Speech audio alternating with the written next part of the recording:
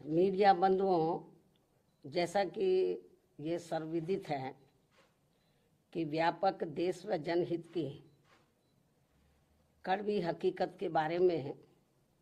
देश व दुनिया को जागृत करके लोकतंत्र एवं संविधान को मजबूती प्रदान करने की बजाय इन दिनों आर्टिफिशियल इंटेलिजेंस अर्थात एआई को सफलता की कुंजी बताने की स्वार्थी चर्चाओं के बीच अब मीडिया जगत में भी किसी न किसी बहाने बीएसपी के बारे में ये चर्चा है कि उत्तर प्रदेश में पार्टी विधानसभा का होने वाला अगला चुनाव गठबंधन में लड़ेगी। इसकी ये आम चर्चा है, जो विशुद्ध रूप से लोगों को गुमराह करने की नीयत वाला ये फेक न्यूज़ है,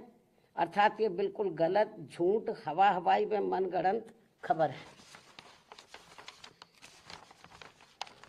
तथा ऐसे में नेताओं के साथ साथ मीडिया को भी इस प्रकार की कटी पतंग जैसी उड़ान भर के अपना मजाक खुद उड़ाने से जरूर बचना चाहिए। जबकि इसके बारे में अर्थात अकेले अपने बलबूते पर चुनाव लड़ने के बारे में बीएसपी की राष्ट्रीय अध्यक्ष द्वारा मेरे द्वारा खुद एक बार नहीं बल्कि कई बार सार्वजनिक तौर पर तथा खास तौर से दिनांक 9 अक्टूबर सन 2025 को बीएसपी के जन्मदाता एवं संस्थापक मान्यवर श्री कांशीराम जी के पुण्यतिथि के मौके पर लखनऊ में आयोजित विशाल महारैली में भी इसकी खुली घोषणा की गई है, जिसकी पूरे देश भर में चर्चा होने के बाद अब ऐसी किसी भी चर्चा व बहस आदि की कोई संभावना नहीं बची है। लेकिन फिर भी कुछ लोग और कुछ मीडिया भी इनकी घिनौनी साजिश में पड़कर इस प्रकार की फर्जी उड़ान भरकर अपना समय और इमेज दोनों बर्बाद करते हैं। तो इसे फिर बीएसपी विरोधी हथकंडा ही माना जाएगा, जिस पर लोगों को ध्यान देने की बिल्कुल भी जरूरत नहीं है। ये जो उल्टी पुल्टी गलत जो खबरें देते रहते हैं अलायंस को लेकर, तो इस पर लोगों को ध्यान देने की बिल्कुल भी जरूरत नहीं है।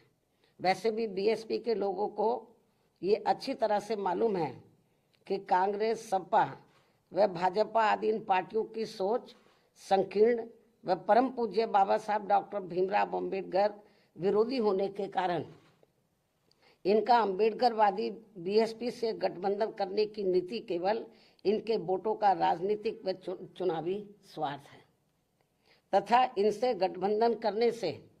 बीएसपी को केवल नुकसान ही नुकसान होता, फायदा नहीं। और इसलिए बीएसपी के लोग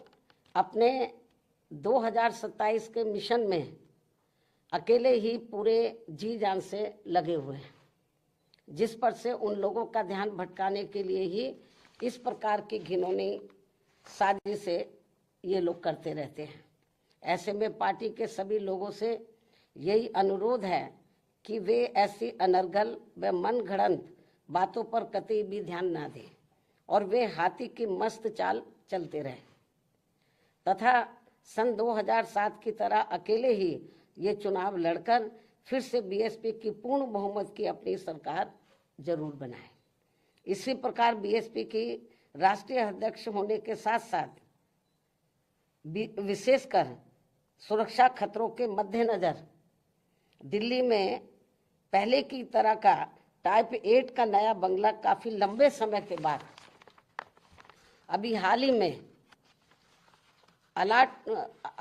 में अलॉट होने के बारे में भी जो गलत व गुमराह करने वाली बीएसपी को नुकसान पहुंचाने की बातें षड्यंत्र के तहत प्रचारित की जा रही है, उससे भी लोगों को अति सावधान रहने की जरूरत है। जबकि वर्तमान सरकार ने भी, यानी कि वर्तमान जो केंद्र में बीजेपी की सरकार है, जबकि वर्तमान सरकार ने भी टाइप 8 का बंगला मेरी सुरक्षा के हिसाब से अब सही अलॉट करने से पहले कई और भी बंगले अलॉट कर दिए थे जो सुरक्षा कारणों से नहीं लिया है,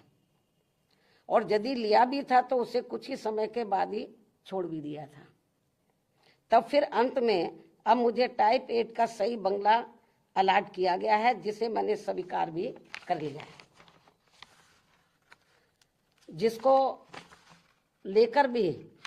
अब किस्म किस्म की गलत बातें प्रचारित की जा रही हैं, क्योंकि इस मामले में ये बात भी सर्वविदित है कि सपा सरकार के चलते व इनके मुखिया के इशारे पर ही दिनांक 2 जून सन 1995 की लखनऊ स्टेट गेस्ट हाउस कांड में मुझ पर जानलेवा हमला होने के बाद अगले दिन दिनांक 3 जून 1995 को बीएसपी के नेतृत्व में यूपी में बनी पहली सरकार के समय से ही सुरक्षा कारणों से मुझे विशेष उच्च सुरक्षा तत्कालीन भारत सरकार द्वारा दी गई थी,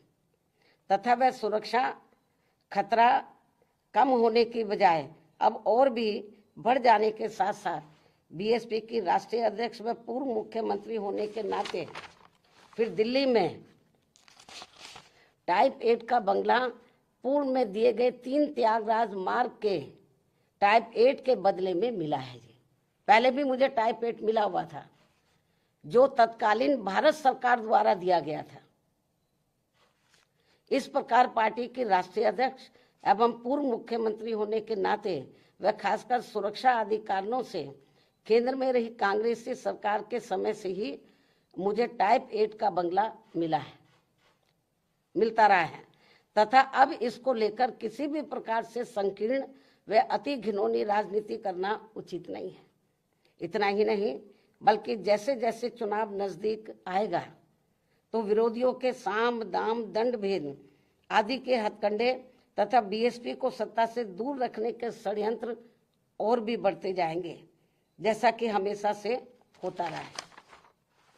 इसलिए केवल यूपी ही नहीं बल्कि पूरे देश भर में सभी अम्बेडकरवादियों को विरोधियों के दांत खट्टे कर देने वाली केवल एकमात्र अपनी पार्टी व उसके आयरन नेतृत्व पर पक्का व पुख्ता भरोसा करके परम पूज्य बाबा साहब डॉक्टर भीमराव अम्बेडकर के आत्मसम्मान व स्वाभिमान के मूवमेंट को मजबूती प्रदान करने हेतु मिशनरी भावना के साथ इन्हें पूरे तन मन धन से लगे रहना बहुत जरूरी है। ये मेरी अपील भी है। धन्यवाद। जय भीम व जय भारत।